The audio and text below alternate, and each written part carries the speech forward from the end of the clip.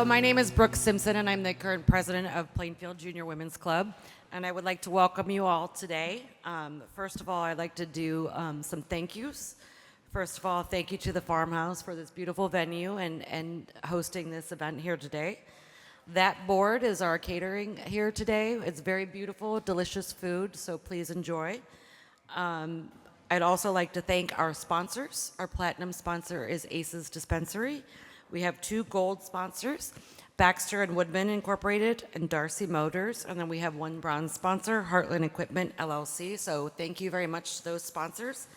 And finally, thank you to the mayor and Amy DeBoni for letting us host this event again. One more thanks is to our PJWC State of the Village Committee. We have Shelby Hammond, Leah Creed, Lucia Rossi Nichols, Jen Kolar, Angel Whitefleet, and Amy Allen. So big thank you.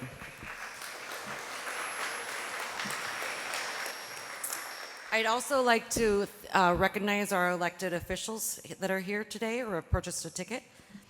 Of course, we have Mayor John Argadelis, Carl Gilmore from the Plainfield, he's the Plainfield Area Public Library District Board President. Lisa Schmidt, Plainfield Area Public Library District Board Vice President. Alicia Malik, Plainfield Area Public Library District Trustee. Matt Starr, Plainfield Area Public Library District Trustee. We have Vito Bonamo from he's a Plainfield Fire Chief. Sorry if I mess up any names. Bill Thoman, Plainfield Park District Commissioner. Carlo Capaldo, Plainfield Park District Director. David Lozano, Plainfield Township Clerk. Christy Bryant, Plainfield Township Highway Commissioner. Jamie Littell, Plainfield Township Trustee. Richard Kiefer, Village of Plainfield Trustee. Siv Paniker, Village of Plainfield Trustee. Amy Christensen, Will County Circuit Judge. Jennifer Bertino Tarrant, a Will County Executive. And finally, we have Michelle Westerhoff, the Chief of Staff for Senator Meg Lugar. I'm sorry if I messed this up, Lugar and Capel. If I've missed anyone, I apologize, but speak up now if I've missed you. Okay. Okay, there you go. Oh, is he here? Chief Miller? Okay. Okay, just a couple quick things. We are doing a 50-50 raffle today, and as part of PJWC, all of the proceeds today will go towards our scholarship fund, so please participate. And we will probably draw that, depending on timing, anywhere between 5 and 5:15. So there are 2 lovely ladies walking around right here, Leah and Jen, selling those tickets. And finally, just a quick background on PJWC. We are Plainfield Junior Women's Club. We were founded in 2008, and I have a quick video to show, but our focus is supporting the community, particularly with women, children, and domestic violence. We do all kinds of fundraising, different service projects, but I just like to give a little video for our club. Plainfield Junior Women's Club is a non-for-profit organization dedicated to community improvement by enhancing the lives of others through volunteer services. PJWC is a subsidiary of the General Federation of Women's Clubs, one of the largest service organizations in Illinois. Since its inception in 2008, Plainfield Junior Women's Club has raised over $450,000 and supported hundreds of local organizations and individuals while recording thousands of service hours. Our signature events raise much-needed funds for local charities, as well as our service-based scholarship fund. They also shine a spotlight on Plainfield's local businesses while providing some quite memorable moments. We are women from all walks of life with a common goal and passion to make a positive impact in our community. We are dedicated to helping victims of domestic violence, those suffering from food insecurity, those in need.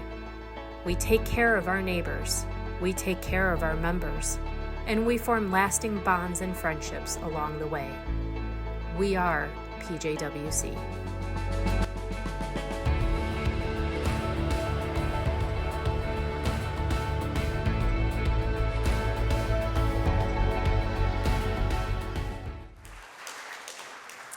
Well, thank you again, and we appreciate your support of our club and our scholarships, excuse me. And with that, I'm going to hand it off to Mayor John Argadelis.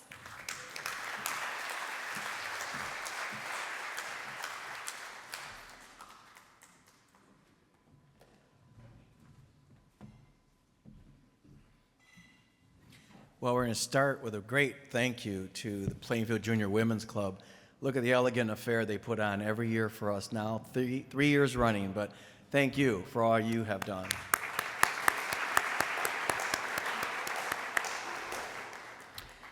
So I do have a script because there's just way too much material for me to be contemporaneously doing this, but I'll try to stick to the script as best I can. But one thing struck me today as I was greeting a lot of you coming in is that we have so many of you are colleagues, friends, people that I've worked with and known for a long time. And I can say without any hesitation that each of us has this role to play, every act we do and everything we do. Some of us, I see the development community. You're here doing your jobs and building your developments, and attorneys, we have an important job to do, of course, representing our clients. We have people who serve on different organizations, different businesses.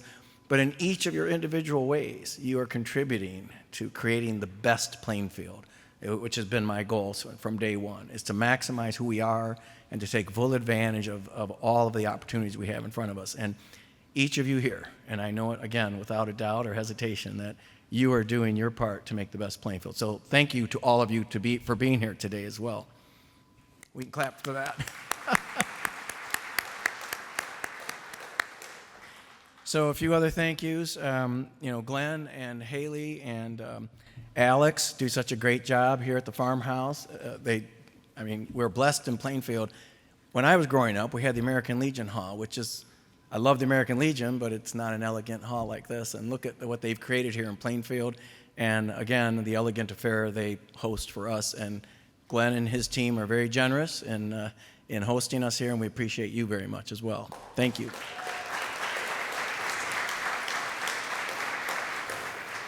And they have their own in-house florist. If you look around at some of the fresh arrangements, that's Miss Mackenzie. She's wandering around here somewhere, but she's created and designed all of these flowers. And, I guess I would say that if you have an event you're looking to host, this might be a good place to do it at. I want to recognize our village board members present. Mr. Rich Kiefer's here.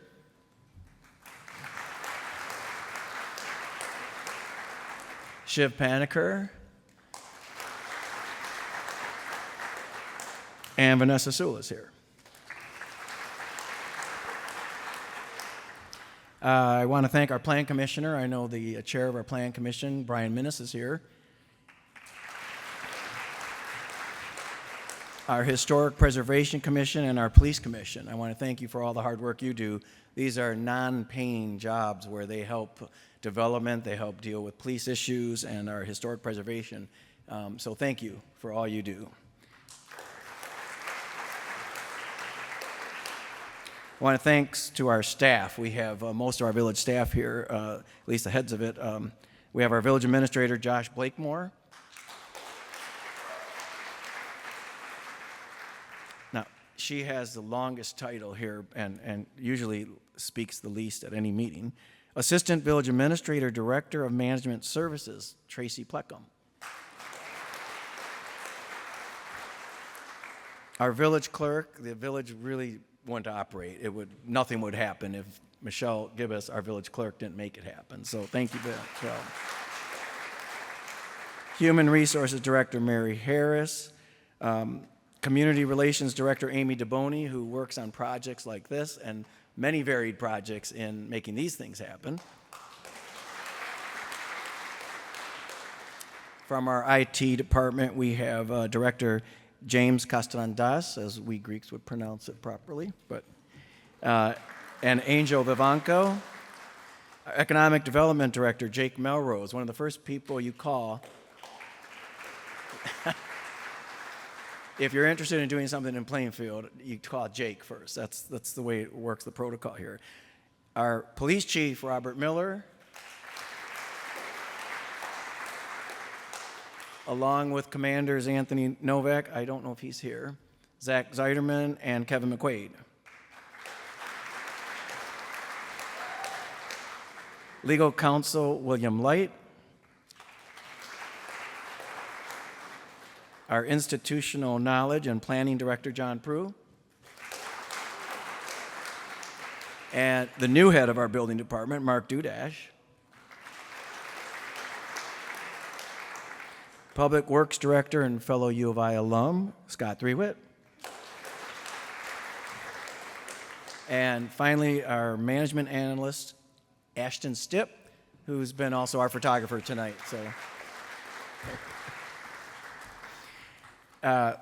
So when we thank our staff, it's not just proper protocol, but a sincere thank you to their dedication as professionals. I can say with no hesitation that each and every one of them never mailed in or simply punched the clock. In my 5 years as mayor, I've been so impressed and grateful for their dedication to truly helping us create the best Plainfield in every way. So to all the staff, thank you.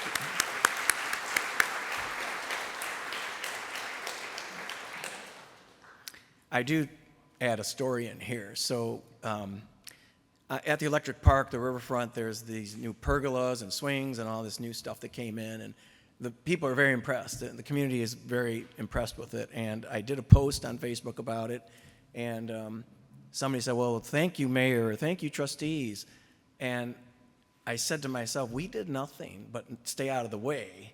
Our staff did all of that. They planned it, they sourced it, they went after the OSLAD grants and things to get it done. So sometimes the best thing we can do as elected officials is just stay out of the way of a very professional staff that gets things done.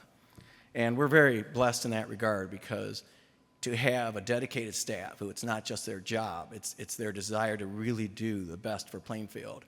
We're all pulling in the same direction, and everyone's playing their role for sure. So now we got to get into serious business. We're talking about our capital projects. Will be our first thing, and the key component of the village's budget is our capital improvement program. We continue to heavily invest in capital projects, and the budget reflects our commitment with significant dollars budgeted for public improvements both on transportation and utility projects. This year, the village budgeted $28 million for transportation improvements. Among the first, of course, is 143rd Street, which has been the major project in the village for a few years now. And the key to these is this 143rd Street extension. The 143rd Street corridor, we have a dedicated project website, 143corridor.plainfieldil.gov, was developed to provide an overview of the 143rd Street corridor and up-to-date information on construction. The 143rd Street corridor improvements will complete the roadway connections from Ridge Road on the west to existing Route 126 on the east and ultimately into Interstate I-55. As outlined in the village's comprehensive plan and transportation and mobility plan, the corridor improvements aim to alleviate congestion in the downtown area, expedite travel time, improve safety, and promote responsible growth. So let's take a look at a video here that's going to show a little bit about where we're at with the East Extension.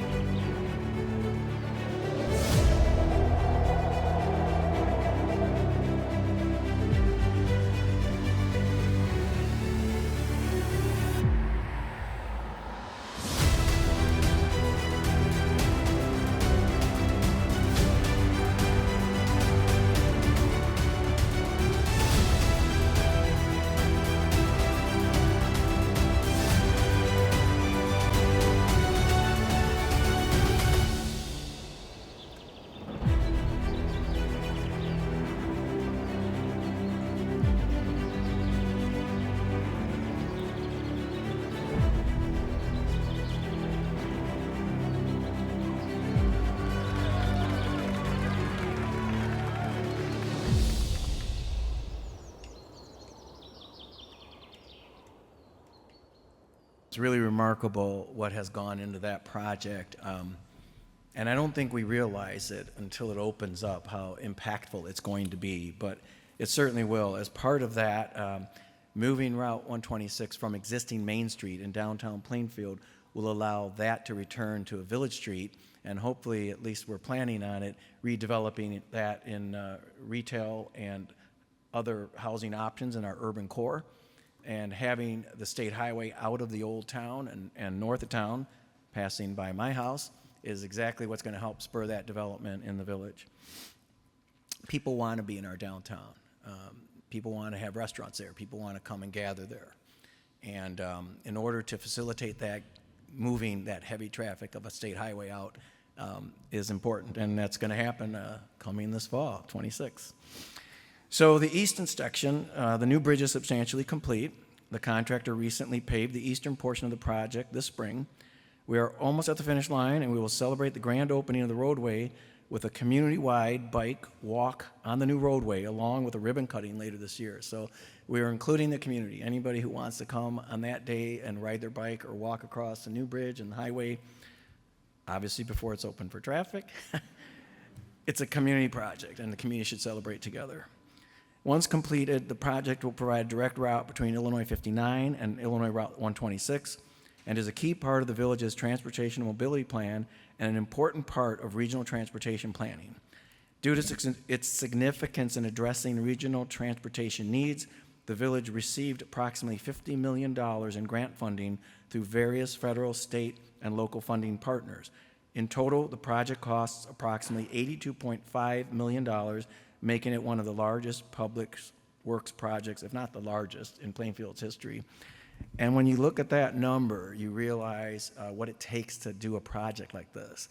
Villages like Plainfield, we don't have $82 million sitting around to do these things. It takes years of work on behalf of boards and staff, applying for grants. And I was just talking with Congresswoman Underwood yesterday, and we were talking about something. We have some money, more money coming from the federal government to help with our capital projects.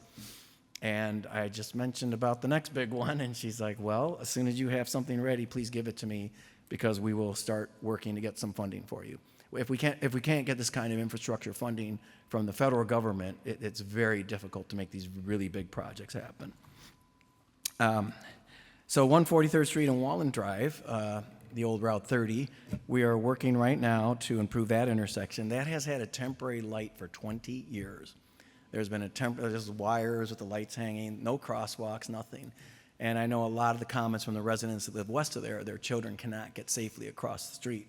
Additionally, as part of the new Route 126, it would create a bottleneck if we did not improve that as a full intersection. So that will involve the widening of we'll have all additional turn lanes, right, left, and through lanes. The village is currently completing the Phase 1 portion of the project, which evaluates traffic needs, safety improvements, environmental considerations, and compliance with local, state, and federal standards. An important component of this project is the pedestrian connectivity it provides, as it will provide a much-needed connection to the downtown area via Van Dyke Road corridor to development west of Wallen Drive. Construction is tentatively planned for 2028-29, and with the qualifier pending available funding. Isn't it remarkable that this has been a temporary, oh gosh, I said this, but I was ahead of my speech here, but it's remarkable that it's been a temporary light for over 20 years with no crosswalks. So, and now with the hard work of our staff and the will of our board, this intersection will provide for enhanced traffic flow and safety for all of our residents. Another major project, and we've been doing this now, the Old Town North and around the Village Green, is Old Town South. So the old part of the town has lead pipes, and it really has been needing serious upgrades, and we're in the last quadrant now of the Old Town South. It's the area south of Lockport Street and east of Route 59.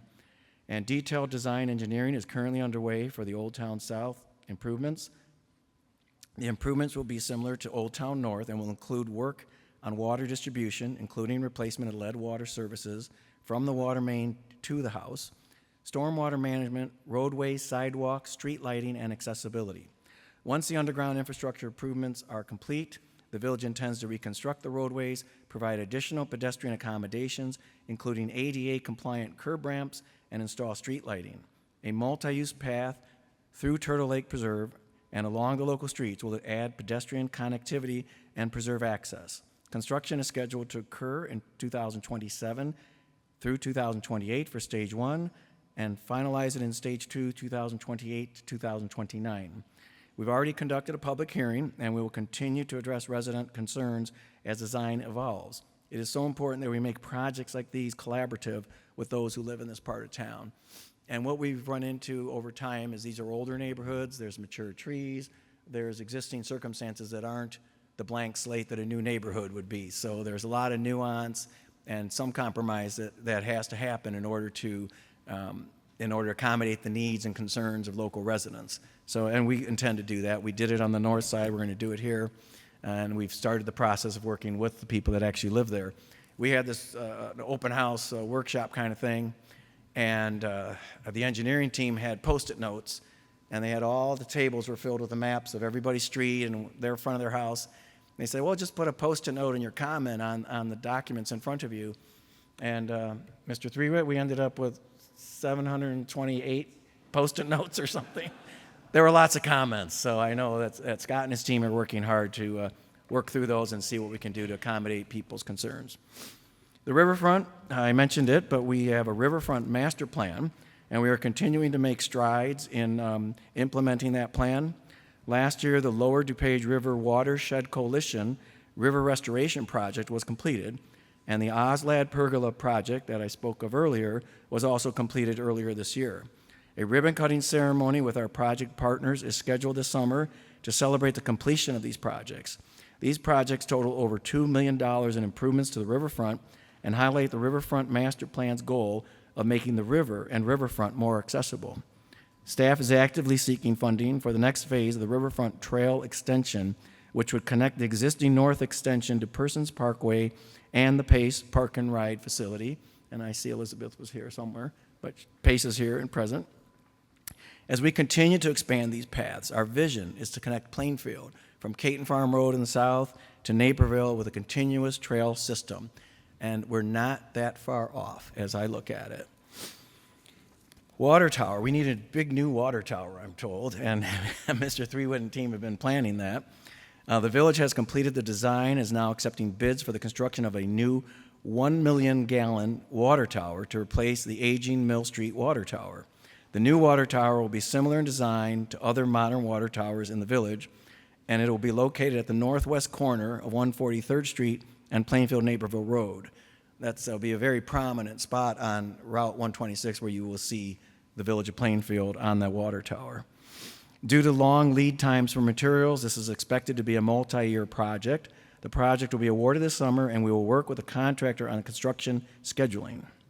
While our old water tower on Mill Street, which dates back to 1952, is a striking part of our skyline, along with the old Plainfield grain elevator, that weird building that appears on TikTok once in a while, it is no longer adequate for the needs of a growing community. But nevertheless, with vision and determination, we hope it can remain a part of the skyline for years to come. Traffic signals, very important for our traffic flow and safety, of course, and they're darn expensive, so we do budget in as many as we can each year, and I know we have a couple under construction and more to come this year. So with the continued growth in the village and surrounding areas, traffic volumes have steadily increased. When we take a compass and draw a 10-mile circle, there are 600,000 people living within this 10-mile circle. So the traffic is a regional issue. It's not just in Plainfield. People on Route 59 aren't just people that live in Plainfield. They're people from Aurora and Joliet and Naperville and even farther off. Based on existing traffic and projected traffic volumes, a number of intersections now meet the established criteria for traffic signal installations.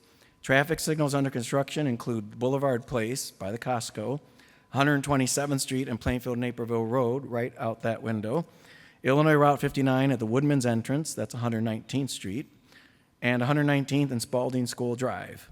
Traffic signals are currently under design for construction next year, including Ridge Road at 135th Street, 143rd at Steiner, and 143rd Extension will have a traffic signal at 143rd Naperville Road, and again at 143rd and Route 126. So that's going to handle that heavy traffic, and as you complete these projects, a lot of evaluation continues to happen. Now what happens? Once Route 126 is open, we will look and see how traffic is reacting and see what other adjustments might be needed. Grants, we're always seeking money from outside sources. Again, as I said earlier, villages the size of Plainfield can't afford to write $80 million checks easily. So, and our staff has done a great job of seeking out grants. And I will compliment our Congresswoman Underwood again. She came to us a year ago, and many times, Josh, you remember, she was at that meeting and she said, okay, I want you to apply for this. These are the things you guys have an opportunity to get. And we pursue every single one of them so we can get projects done with less burden on our local taxpayers. So the village has been very proactive in leveraging fund sources for projects in a number of ways, including grants at the state and federal levels. Over the past 10 years, close to $100 million in grant funding has been secured by the village.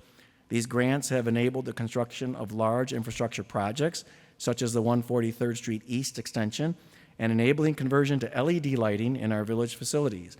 With the help of our state representatives, we have secured additional grants that will support EV charging stations, upgraded weather sirens, and a salt storage facility. I'm pleased to announce that the village was recently awarded another Safe Routes School grant to add sidewalks to the Benson, Getson, and Plainfield Acres subdivisions. This is the second round of SRTS funding that the village has received for this project.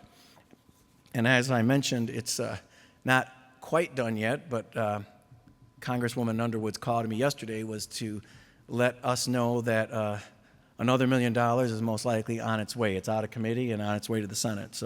And that will help with capital improvements in Plainfield as well. Studies and initiatives. So all of this stuff, for many of us, it's frustratingly long to get to the construction part, but it starts with studies. And we are in the midst of several studies. The 119th and 135th Street corridors are both significant roadways that span multiple jurisdictions, creating regional connections between communities. Carefully planning these corridors for both vehicular and pedestrian usage is a priority in the village's transportation and mobility plan. Staff is currently working with consultants and surrounding communities on the preliminary engineering and intergovernmental agreements, which will be the framework for future improvements. It's very interesting. We are intersected by several state highways, 59, 126, 30, and an interstate. So every time 119th, 135th, these streets touch an IDOT intersection, we have to have IDOT process and their input as well to get there. Our focus has been on all of these east-west roads that are mostly under our jurisdiction and improving these intersections to help the flow of traffic. And it starts with these studies. I know on 119th Street, that's in cooperation with Naperville, so we're planning that through Naperville, out west into Plainfield, together as communities that that road cuts through. Another project in the engineering phase is a feasibility study for a grade-separated structure at the existing at-grade crossing of the CN Railroad and 143rd Street. As that becomes Highway 126, it's currently US 30 already, it's going to have increased traffic, and a grade separation is very important. And that was, in fact, the project that I mentioned to Congresswoman Underwood yesterday, because preliminary numbers are $70 million plus to do that grade separation. So the feasibility study for this project will include utility coordination, traffic and safety analysis, ADA improvements, environmental resource review, and public outreach. As this segment of 143rd Street is currently identified as US Route 30 and under IDOT jurisdiction, the village will be looking to IDOT to fund further engineering and eventual construction. So that is part of the good news of some of these roads being state highways, that they will bear some of the cost of that. As part of our planning efforts, we have already updated the village's comprehensive plan and our transportation and mobility plan. That was in 24 and in 22. We're now in the midst of creating a Unified Development Ordinance, a UDO, zoning ordinance, I would call it, but UDO is the modern parlance, but to regulate future growth and development. Once completed, the code will combine current zoning and subdivision regulations into one clear, modern document that will help guide future growth and development. What we see in our existing zoning codes is a lot of anachronistic things from 50, 80 years ago that really don't don't work in today's world. So this effort allows us to update our zoning code, essentially, as we've done with our transportation and our comp plan. We continue to upgrade all of our plans and ordinances so they fit into the 21st century. I would say a quarter of the way into the 21st century already, which seems astonishing.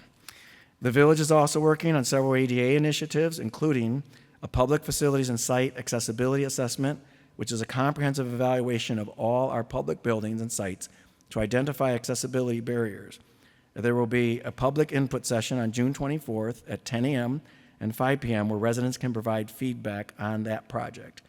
We are also updating our public right-of-way transition plan, which focuses on sidewalks, intersections, and crosswalks within the public right-of-way. This plan will help us prioritize improvements, secure funding, and ensure pedestrian networks are safe and accessible community-wide. This summer, our consultants will be out completing survey work. Both of these plans will be completed within the next 12 months. The village is also moving forward with a complete website redesign that emphasizes digital accessibility. Watch for updates on the new site, which will offer improved navigation, mobile usability, and accessible content so all users can more easily find the information and services they need. The new ADA Accessible Village website will roll out during fiscal year 2027. And I want to add to that Ms. DeBoni and I have been speaking, along with Ms. Stipp, about including a community calendar as part of the upgraded website. And for those of us who live here, so many times I hear, oh, I didn't know that event was going on, or where do I find out what's going on this thing or that thing? So we are working on that, and that should be a part of it where we can direct our residents. If you want to find out what's going on a particular weekend in Plainfield, there's one central calendar.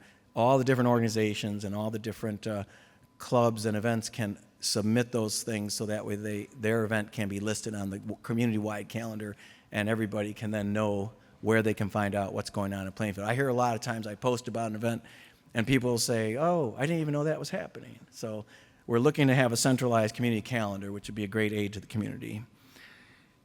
Economic development. I'm going to stop talking pretty soon, and we're going to have another video. So the boring part will it'll get more exciting with a video.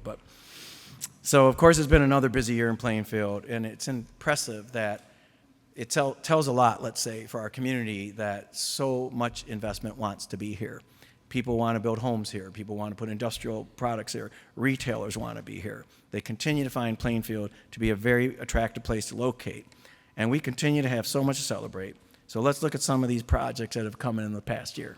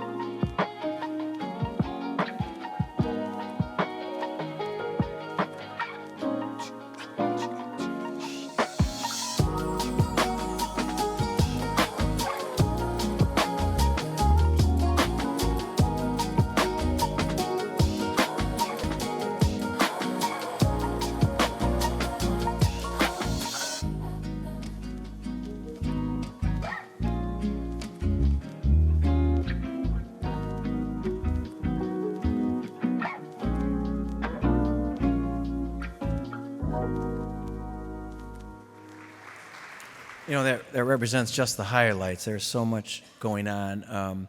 I'll just shout out a couple things here. With regard to the Bridge Industrial, that is the quarry, the Vulcan quarry that's on the north side of Lockport Street across from Turtle Lake.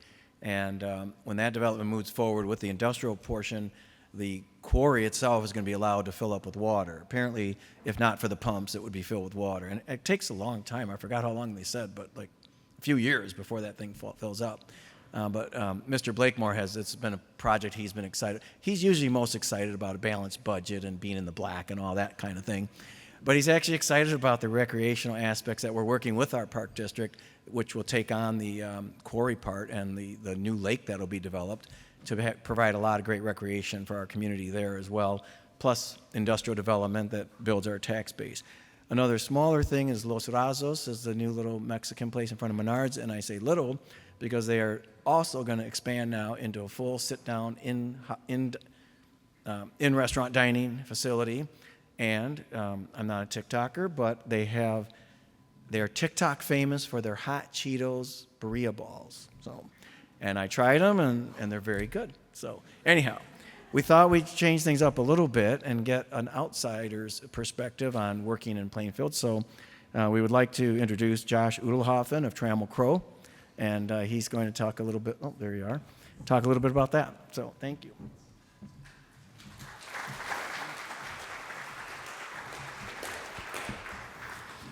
Good afternoon, everybody. As Mayor Argodelis mentioned, my name is Josh Udelhoff, and I'm with Trammell Crow Company.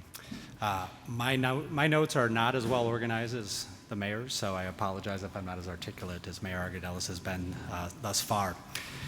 When Mayor Argodelis reached out to me a few weeks ago to come and say a few words to y'all, I really jumped at the opportunity, really for two really important reasons. One is, for those in the room who know me, I'm very passionate about Trammell Crow's community role here in Plainfield, and I'm very passionate about continuing to expand our presence out in Plainfield Business Center off of 143rd. Second, most of the time I'm in a room like this, I'm asking for something. And if you've never been a real estate developer asking for a vote in front of a city council or a board of trustees, I can tell you it's not the most fun evening you're ever going to have. So I'm not asking for a single thing here today, which is fantastic, maybe a drink when I get done with this, but I'm enjoying just having some comments. How do I advance the slides? Oh, I just asked. Perfect. That's perfect. So I know you all didn't come here to necessarily listen to a private side developer, so I'm going to try to be relatively brief. I'm going to talk a little bit about who I am, more importantly, who I work for, what that means for the village of Plainfield, what the village of Plainfield's opportunities are in the industrial and warehousing space from my perspective, and why the nexus of the elected officials and the staff here at the Village of Plainfield has created a tremendous opportunity from our perspective in Plainfield. Trammell Crow Company. Trammell Crow Company, a lot of you may not know our name, but we're actually a wholly owned subsidiary of CBRE, whose name you probably do know. That's a Fortune 126 company. By virtue of us being wholly owned by them, we are allowed opportunities that many of our competitors are not able to capitalize on. As such, we've been the largest and most active developer in the country for the last 11 years, and I believe the 12th year recognition is coming out here shortly. We currently have about $19 billion of active projects across the country. Here in Plainfield right now alone, we have about $160 million of active investment and additional $750 million of development planned over the coming years in front of us. So we're really, really excited about being here, being involved, and turning Plainfield Business Center into a regionally and nationally recognized professional industrial park. If we could slide to the next slide. One of the unique things about Trammell Crow, well, really two unique things about Trammell Crow that I think will ultimately hopefully be a benefit to Plainfield as a community. One is we do everything. A lot of our competitors are industrial developers, they're multifamily developers. They're very, very good at what they do.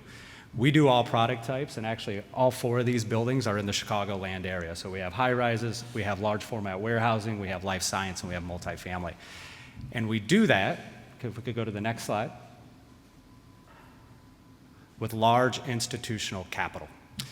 And while we are right now focused 100% on our investment in Plainfield Business Center, we are introducing large institutional capital to the village of Plainfield. Whether that's with a Trammell Crow Company in the future or with other contemporaries in the space, Plainfield is now on the map from an institutional capital perspective. I'm going to talk about why here in a second, but I think it is really important to understand that People know where Plainfield is. This is a meaningful community when we talk about Chicagoland and specifically industrial at the moment. But as that knowledge gets out there, as they continue to see a community that supports private investment, this is only going to expand the opportunities. There's a quote that a gentleman in the room here, Mr. Rosanova, gave me at one point that I really enjoy. Capital is like water. It's going to flow to the easiest spot possible. So the more this community continues to embrace development, the more opportunities you're going to see for further add-on investment going forward. Next slide. I really only put this slide up because the graphic designer did a great job of making me look like I have more hair than I really do. Importantly, we have a large group here in Chicago. Trammell Crow as a company has been in Chicago for about 50 years now. The most recent iteration of our group is 15 strong. We're about to add a 16th. About 4 of us are fully dedicated to industrial warehousing. And right now our largest single focus and investment is in Plainfield. If we could go to the next slide. Actually, we can advance to the next one. I think we touched on most of this. Get a little bit off of our commercial. What I think that we saw as an opportunity here is the ability to create something in conjunction with the village that allows us to attract top-tier clients, which will ultimately yield best-in-class product and best-in-class investment. On the top left, for example, is a Kraft Heinz Food Corporation. That's a $500 million critical regional distribution center that we're currently constructing in DeKalb. The only reason we were able to secure that deal is because we had a fully entitled piece of land in a community from the elected officials down to everyone on the staff that supported our vision and our project, and we can move at a speed that most other communities can't. That is a absolute reality of what we have to do as private developers. We are a conduit between what the community is trying to accomplish, what capital is willing to do, and where tenants need to be to fulfill their business operations. To do that, the land has to be approved and the infrastructure has to be in place.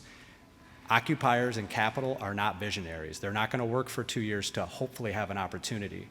By approving the land and putting the infrastructure that's gone in on 143rd Street, you have told the investment and operator world Plainfield is open for business and ready to go. If we could flip to the next slide. I thought maybe I'd start a little bit zoomed out and then zoom in and get into the really important stuff and then close my comments here. Chicago is arguably one of the most critically important logistics hubs in North America. As we sit here today, there's 1.3 billion square feet of industrial space in the broader Chicago land area, including southern Wisconsin and northwest Indiana. Depending on how you define that, that either makes us the largest industrial square footage or the second largest. Has to do with how a couple things get classified up in the Northeast and in Jersey and Philadelphia.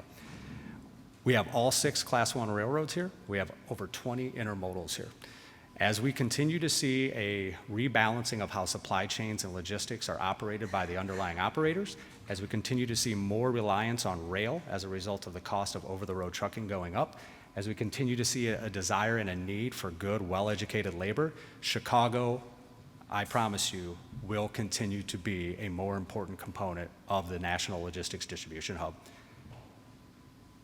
There is no reason Plainfield can't take an outsized share of that growth that Chicago is going to see more broadly. And it's for a lot of reasons. One of them is just your fortunate geography. You are at the nexus of I-55 and I-80, 2 of the most important interstates in this country for moving goods. With the investment along 143rd, and now what's happened over on Ridge Road as well, down to I-80 through the Minooka interchange, the access that we have for truck traffic to bring in and out goods and distribute it not only locally into the Chicagoland population, but importantly regionally, will continue to create opportunity that will grow far beyond anything Trammell Crow is going to do in our Plainfield Business Center, provided the community continues to support it. And this will be meaningful amounts of investments. Trammell Crow alone in our 550 acres will ultimately invest about $1 billion into those projects. Our clients and operating tenants will invest probably another $500 million inside of those buildings. At full build-out, we'll have somewhere between 3,000 and 5,000 permanent jobs working from those facilities. We'll produce between $6 and $7 million of real estate taxes. Then we have utility taxes, fuel surcharge taxes. So the tentacles of the benefits of industrial are meaningful, and they will not only directly benefit the community, but the infrastructure that supports the community, the schools, the libraries, the parks, et cetera. If we could go to the last slide, please. This is a quick overview of what we've done at Trammell Crow Company. So this represents about 550 acres of development. We delivered our first building earlier this year. You've probably driven along it. It's just on the north side of 143rd Street. That building is already fully leased. The floor plan that's to the left and then the green box that's furthest to the north, we broke ground on that building last week. We received our first proposal on that building yesterday. That is how much demand exists in the market. And our 340 acres that's illustrated in orange in the bottom right-hand corner of that slide represents the ability to develop another 5 million square feet. And we currently have several groups talking to us about the next phase of expansion out there. Some of that's being held up as the ComEd infrastructure catches up with the demand in the area. But there is meaningful demand and investment going on in this corridor. There's now some other logos on there that belong to our competitors. We're certainly happy to see them follow us. Hopefully they stay off the page a little longer, and I won't take Mr. Blakemore's excitement about Bridges project as a slight to our project. This took 4 years and about $2 million of at-risk capital before we actually had this put in place. We don't just do that because we hope the community is going to support what we do. The amount of surrogates that Plainfield has walking around talking about the greatness of the community, the support of the elected officials, the support of the staff is meaningful. I got introduced to this project by Tim Green and Seamus Connolly in about 2022. We dug in hard and fast. We thought there was a meaningful and definable opportunity there. We quickly engaged counsel, Vince Rosanova, who helped us navigate some of the politics that were going on in the area. And then the amount of time we spent with Josh Blakemore, Jake Melrose, John Prue, Scott Threewitt. Hopefully they enjoyed it half as much as I did. We sat in a lot of meetings. We talked about the challenges. I bring that up because Trammell Crow Company at least saw a community that wanted to do business if that business was willing to listen to what the priorities of that community were. And so we worked really hard. We agreed to some meaningful developer contributions, and if we have our druthers, not only will we expand our investment out here in Plainfield Business Center, but we will continue to look for other opportunities to be participants in this community, because we plan to be here for a long time. It is going to take a while, and by virtue of our scale and size, we are able to look at projects over a 5, 10, and 15-year horizon. So I don't know if I'll be asked to speak again after today, but hopefully I'll be at least invited to come over and watch some others speak. So I appreciate everybody's time today, and thank you, Mayor Argdelis, for giving me the opportunity.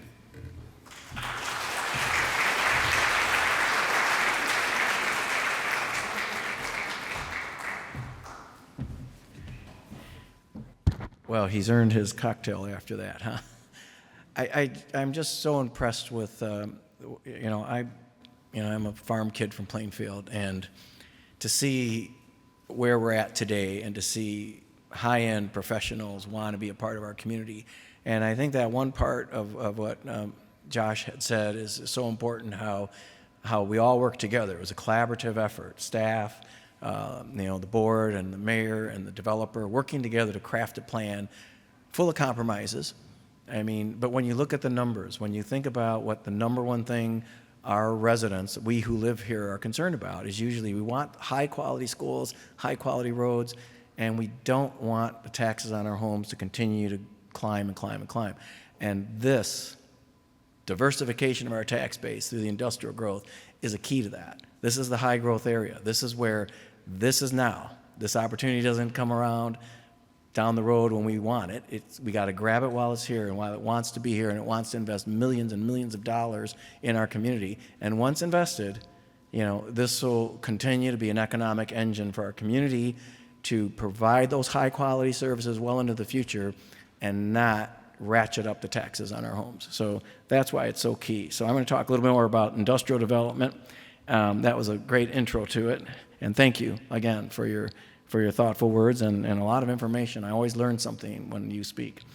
But development activity in the industrial segment has accelerated with several notable projects achieved during the last year. Several projects are nearing completion. We have the DHL Supply Chain USA, which is completing its construction of 1.2 million square foot Plainfield Logistics Center. Trammell Crow, we just spoke about, is nearing completion of its 788,000 square foot building. Also on 143rd Street, DSV Global Transport is well underway with construction in its 762,000 square foot distribution facility, and that's scheduled to open at near the end of this year, this fall, in September 26. A Additional industrial developments have been proposed by Core 5 for the northeast and northwest corners of Ridge Road and 143rd Street, by Panettone Development at the northwest corner of Route 126 and Steiner Road, and the northeast corner of 143rd Street and Steiner Road. Separately, Bridge Industrial, which we spoke of, received approval for redevelopment of the former Vulcan Materials mining land between Lockport Street and Illinois Route 126 with a 1.3 million square foot distribution facility. Of note, this project will include the reclamation of the lake on the north side of Lockport Street, which we talked about. That'll be a total donation of 120 acres of land for green space and recreation in Plainfield, which will be ably developed by our park district. Collectively, these projects represent an investment in Plainfield of hundreds of millions of dollars. And when you think of the money coming in, it's construction jobs, temporary jobs, long-term, full-time jobs. There's a great economic impact that goes further than just that initial phase. It goes on. And the last aspect, as I always like to say, is, and Josh alluded to it, is charitable giving in Plainfield. And after a project at Trammell Crows was approved, Josh and I went to dinner, and we were talking, had a nice dinner, and talked about our excitement. For his company, he was happy, and our excitement for what this would add to Plainfield. And we got to the point of charitable giving, and he said something about, well, we don't know how or what to do in Plainfield on where we'd like to give to the community, but we're not sure how. So I will talk about it a little later, but it sparked an idea to create what an organization, a 501c3 organization, which is called the Plainfield League of Charitable Giving, where this organization will vet Plainfield charities, will work with donors, so people who want to give in Plainfield can give safely. They're knowing they're giving to qualified charities that serve our community, and every charity, charities we don't even know about that exist, every charity will have the opportunity to apply for funds. This will be a clearinghouse for our community rather than a developer scratching his head saying, well, what direction do I give in? This will give an opportunity where every charity in Plainfield can benefit from the dollars that have flowed into our community. In addition to the hundreds of millions of dollars from these projects, there will be approximately 4.6 million square feet of space. An additional 5 million square feet of development is approved, with a further 4.4 million square feet of proposed development in the approval process. These projects are generating upfront developer contributions, which are providing the funding for the traffic signals at Ridge Road and 135th Street, Steiner and 143rd Street, as well as funding towards a feasibility study for grade separation on 143rd Street that we spoke about. At full build-out, these projects will generate an estimated $17.5 million in annual property tax revenue to local government units, and as we all know, about two-thirds of that directly to our schools to educate our children. So that is the key to why the industrial growth is so important to our future. Residential growth continues. People want to live in Plainfield, and surprisingly, there is so much land that was approved pre-2008 crash for residential that developers are coming in and now saying they have approvals, they have the zoning, they have densities, they'd like to start building houses there. So it remains very strong in Plainfield. 740 new home permits were issued in 2025. Residents continue to be attracted by Plainfield's outstanding quality of life, the safety of our community, the strong school system, ample open space, and recreational opportunities. Plainfield's vibrant and charming downtown. Plainfield continues to be one of the fastest growing communities in the state of Illinois. New subdivisions include Keller Farm, Autumn Glen, Bronk Farm, Riverstone, and Lockley Park. And looking ahead, construction is anticipated to begin on the Nook by Elevant. Mr. Bryant is here today. We're excited about that one. It's a beautiful apartment complex on Wood Farm Road, and a mixed-use development of 565 homes by Marquette Properties south of Lockport Street between Village Center Drive and Wallen Drive. Both are significant residential developments that will provide new housing options and diversify the village's housing stock while adding to the population to support the downtown's restaurant and retail business. Growth is always a mixed bag. There is no, I've often had people say, oh, I liked Plainfield when it was a small town. And I say, it really was a charming town to grow up in. 3,000 people. I grew up on the farm, and town had, it was nice, charming, you knew each other. But we didn't have restaurants, we didn't have a YMCA, we didn't have a grocery store, hardly. We had a couple small stores. So growth has brought wonderful amenities, has increased the quality of our schools, and increased so much of our quality of life in Plainfield. So everything's a mixed bag. There's no heaven on earth. So now that we are an urbanized suburb, we have to take full advantage of this growth. And we're trying to, and we are managing it as best we can to make sure that this is good quality growth. One of the things that's talked about in Springfield this week, in fact, is how can we make sure we have a mixture of housing where everybody can afford to live in Plainfield. My biggest concern when people talk about affordable housing as if it's a dirty word, but my biggest concern, first and foremost, is we're chasing our children out of Plainfield. Our kids cannot afford to live here when they see some of these price points. We need to work hard to continue to have quality housing in Plainfield, but a variety of housing, so we have something for everybody who wants to call Plainfield home. I went off script a bit, sorry. So we are looking to diversify our housing stock while adding to population growth. And that population growth, that last point, is important. We have more restaurants, we have more amenities because we have the population here to support them. You cannot have amenities without the people here willing to support them. The Plainfield of 3,000 people could not support all the wonderful amenities we have today. And I'm looking at some of our restaurant owners, they're saying the more the better, right? Yeah. So additional new projects are just underway or starting construction include Unit 10 of Springbank, which is an age-targeted single-family ranch homes, as well as Noble Court, a new single-family neighborhood northwest of 127th Street and Van Dyke Road, and the Fairfield Towns project on Van Dyke Road west of the post office. So with all this growth, I'm sure you've been wondering what happened with our village special census. We appreciate the community's support of the project as we worked through the process during a government shutdown and federal hiring freeze.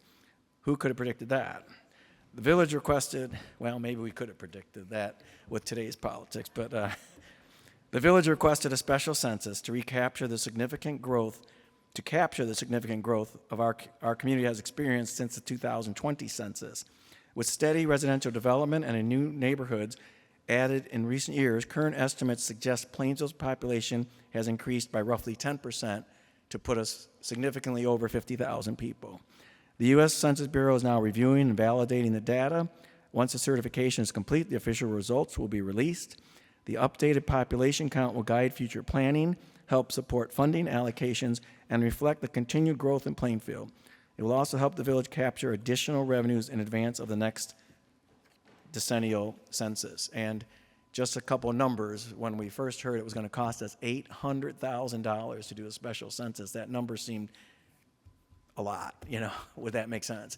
But between now and the next census, which happens in 2030 but wouldn't be certified maybe until 31, 32, we will be eligible for up to the estimates are $1.6 million a year in additional funds, which would pay for that census twice in 1 year. So the numbers make sense, and we're pretty certain we're going to bear out. Commercial restaurants, everyone gets excited about the new things. We talked about Woodman's. Woodman's will open in October. It's a 240,000 square foot grocery store with a gas station, convenience store, car wash, oil change center, and 7 outlots. Dutch Brothers Coffee Shop has planned for one of those outlots. We just approved that just a couple weeks ago. Restaurants, we have several new restaurants. As we saw, Portillo's at 135th, long-awaited Portillo's, which they looked at us pre-08 and somehow it didn't happen, but it did happen finally, and we now have our Portillo's in Plainfield, and the first Zaxby's in the state of Illinois. That's a southern fried chicken place. I've not eaten there yet, but they tell me it's really good. Seven Brew Coffee is under construction. It'll be in the Target Kensington Center. Very popular one with kids for some reason. I think they have very sugary drinks and things. Burrito Parrilla, a very popular Mexican restaurant in Naperville, is located in the old BMO Harris Bank. Ms. Hullinger, you didn't need that anymore, did you? So we'll take your bank and do that. Black Dog Distillery, we saw. They are distilling their own liquor here in Plainfield. Larry's Diner will become the sushi restaurant, Sushi Uni. And the other ones we saw, Slaw Burger, Maria's Pizza, Chick City, Taqueria Los Razos, Bebaiki, and Mo Greens. Now, but Bikey, I'm really anticipating. Sam and Christina are here today. They own the Uptown Tap, and it's emblematic of what people want to do. They're successful with the Uptown, and they want to stay in Plainfield and continue to invest. But Bikey's going to be a Greek restaurant. It's going to have a tavern flavor to it. And Sam, the first thing we're going to have is grilled octopus and ouzo. We're going to have that together. So it's going to have live music. It's going to be a fun place. Los Razos, I talked about. They're going to have a full sit-down restaurant soon as well.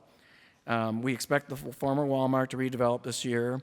And, one of the things is as retail has transitioned, and I've said this, there was a time where some things on the north side of Plainfield, 59, were closing. Red Robin, Chili's, CVS, Walmart, Kohl's. It sounds sort of like bad news, but this retail marketplace is constantly transforming and transitioning to different things. As I said, in Kohl's, you could buy everything online that you could find in a Kohl's store. And that's the reason. It's not a Plainfield problem. Plainfield's, all the numbers are in Plainfield, all the measurables of the number of people, the median incomes, it's all there. Retail's always in transition. And we see that transition continuing because each and every place that has closed down for other reasons, reasons that have nothing to do with Plainfield, is either being redeveloped or there are developers working on new plans, working with our staff, and redeveloping those sites. So we will see new and exciting retail continue. We opened our second dispensary, Aces Dispensary. They're well represented here today, the Aces team. And that is open at Route 59 and Industrial Drive. And what we did with that is prior to, we approved it maybe 2-3 years ago, Plainfield did not opt in to allow dispensaries. And some people had a concern of, I'll call it if we should encourage certain habits or not.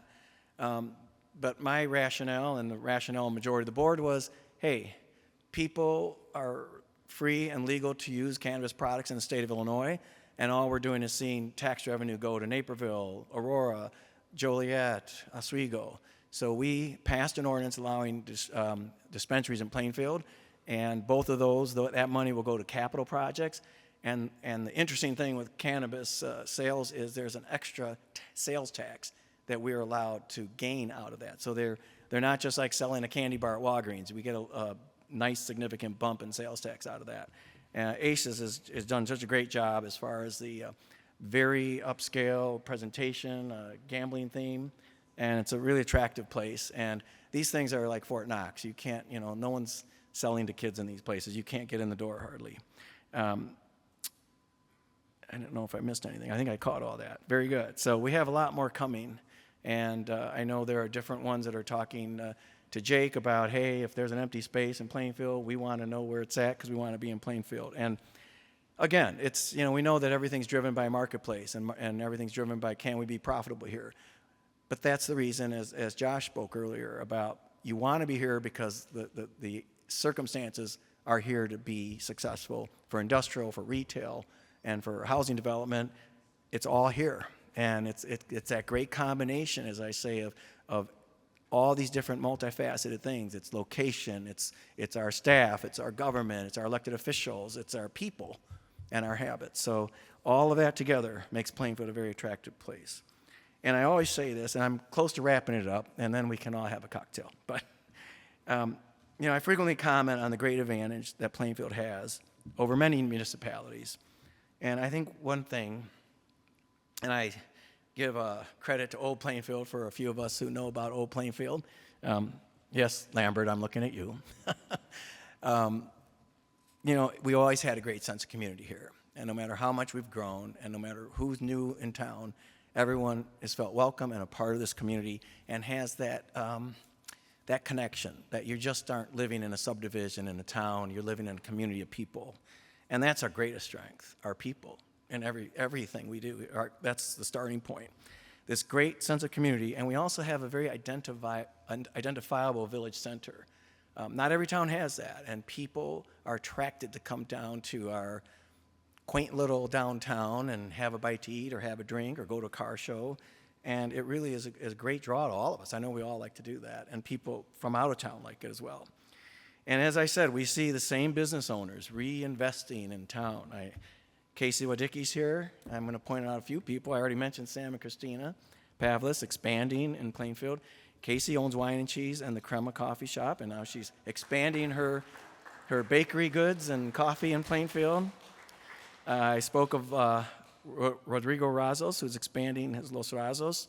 I know I see Jamie Littell, a longtime restaurateurs at Mojo's, which has always been a favorite place for all of us, and now she's expanded her work into politics, which, good luck. Yeah. Anyhow, I don't know if I'm missing anybody, but it is interesting to see people reinvest in the town that they are. It shows their faith in the community. It shows that they can be successful here if they want to continue to invest and expand in Plainfield. I want to also talk about, when we talk about our people, the nonprofits and different organizations. So many of our residents, longtime and otherwise, get involved in school events, programs, join local organizations and charities, contribute to our sense of community. The Plainfield League of Charitable Giving, which I spoke of earlier, we have our president, Amy Phillips, here, and she and her team are doing a great job with charitable giving.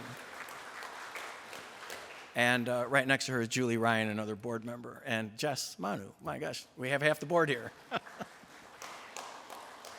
I don't see Donna here, but Alan Force has been such a wonderful support for our veterans in Plainfield. Our Rotary Club, Plainfield Public Arts Council, Plainfield Players Theater Group. Mr. Gilmore doubles as library president and director of the dining room coming in July. You want to go see that one. It's amazing. I find that so, kind of cool that we can now support community theater in Plainfield. We have the people and the talent to do community theater right here in this, what I call our hometown. Ready, Set, Ride, Therapeutic Horse Farm. If you don't know of it, you need to know of it. It's a great organization that serves those children with special needs. AZ Acres is another horse farm in Plainfield. Our Plainfield Historical Society, Michael Lambert, has retired from his real work so he can work twice as hard leading our Historical Society in building a whole new museum and doing all sorts of projects. And I see a good chunk of his board is with him there. Michael and we sometimes bounce ideas. Well, mostly he has the ideas, but inspired by America 250, we are embarking on Plainfield 200. 2029 will be the 200th anniversary of the founding of Plainfield, or the first settlement by Jesse Walker at the Walker's Grove. The Methodist missionary came to convert the heathens to Christianity. So the 200th anniversary, and Michael and I have had some preliminary discussions about that on a year-long celebration that will involve everybody in the community, organizations, people, governments. Everyone's going to have an opportunity to put on their aspect of celebrating 200 years of Plainfield's history. So that's an exciting project. And we started talking with PJWC to be one of our partners in making that happen. New recreational and social events are important to our community as well. People want to have fun in our community. We want to see green space. We want to hike. We want to have fun events that we can all enjoy and come together. At these events, I used to say this with the Greek church picnic, one of the byproducts of getting together to put on a festival and do these things is you get to hang out and get to know people that you otherwise just say a polite hello to walking down the street. But when you're there cooking shish kebab with them, then you get to know who they are, right? Right, Sam? Yeah. So we have a lot of great events. The Hometown Irish Parade kind of starts us off in March every year. The weather's, we had one good year in the last 5 or 6, but it's always fun to come into all the local bars and restaurants and warm up after the parade. And it ends kind of in the fall when we have our Harvest 5K, 10K that's sponsored by the Chamber. And we have so much in between. And we gather as a community and we celebrate and have fun. Commercial Street Criterium Cycling Race, which is now also going to have a foot race associated with it. We have Plainfield Fest, of course, that's given since I was a young guy, that was going on. 4th of July fireworks, the Rotary's Duck Race, Plainfield Chambers Cruise Nights. Webb Chevy has a ride for the troops this Sunday if you want to do a 10 or 20 miler. The reward is the best hamburgers and workforce beer when you're done. So you might want to come to that one. A new event sponsored by the township is called Mosaic. It's an event to celebrate the diversity in Plainfield, and it will be on August 23rd in Settlers Park, and it will bring together all of what today's Plainfield is. We are in a golden age of commerce, culture, and community in this old town. And I take very little credit for it. It's a great collaboration of the people, the businesses, the organizations, and all of you here today that are making this happen. We all play a role in building and strengthening the great sense of community we have here in what is Will County's oldest community. So I thank you for joining me today. I look forward to seeing everyone this summer around town at all our wonderful events. And I want you all to have a wonderful evening. We do end with a little cocktail party, so you're welcome to stay and mingle and converse with one another. But truly, thank you for being here today to celebrate where we're at in Plainfield. So thank you.